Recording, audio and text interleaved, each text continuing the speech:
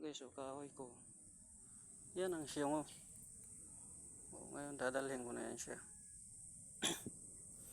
Papunta doon sa, ito yung mga inaanoan ko dito. Nagkukuhanan ko ng mga kahoy. Tuyo. Tuyo yan para maging gatong. Hirap talaga ang buhay mga guys.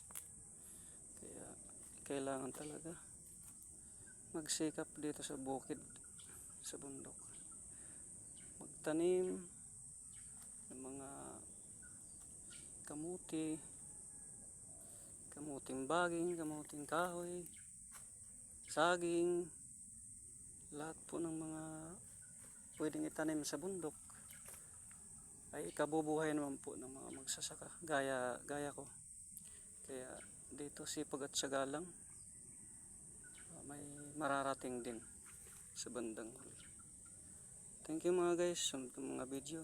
Maraming salamat. Follow and share, comment at manood po sa aking mga video. Maraming salamat po.